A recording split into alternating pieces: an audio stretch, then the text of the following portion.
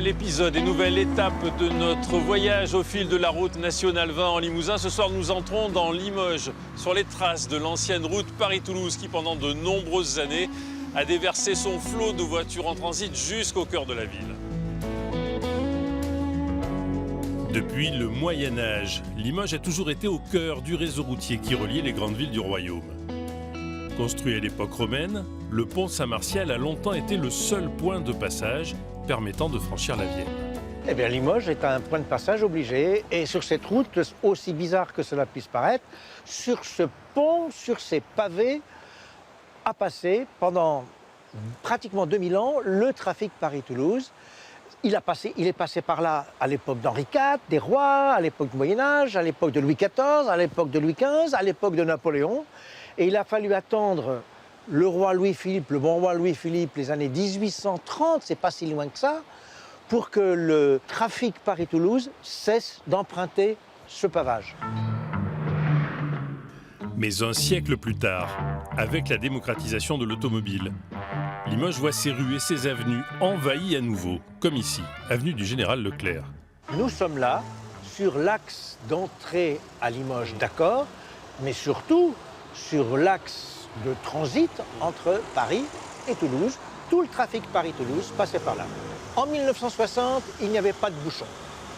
En 1970-75, c'était épouvantable, dans la mesure où la France des 30 Glorieuses s'était enfin équipée en auto. À l'époque, les départs en vacances sont l'occasion d'engorgements mémorables, sous l'œil attentif et bienveillant des forces de l'ordre. Oui, je recommande aux usagers, notamment dans la traversée de Limoges, sur les boulevards extérieurs, de ne pas prendre le boulevard extérieur pour une autoroute. La vitesse est limitée à 60 à l'heure. Et comme le disait Lino Ventura, il vaut mieux perdre 1 minute de son temps que sa vie en 1 minute. Pendant des décennies, dans le centre de Limoges, les commerçants ont aussi profité du flux des touristes de la Nationale 20.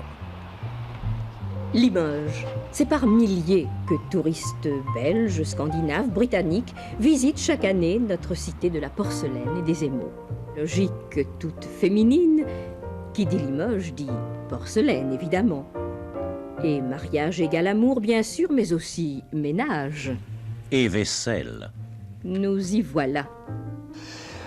Faire étape à Limoges, c'était une respiration dans le voyage. Donc ça participer de l'économie de Limoges.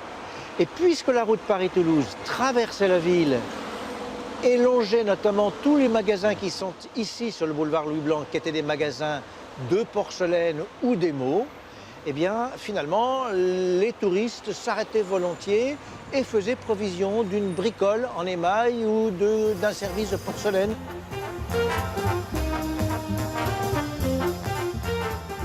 Pour éviter l'asphyxie, dans les années 70, Limoges se dotera de boulevards extérieurs et d'aménagements qui, peu à peu, détourneront le trafic de la Nationale 20.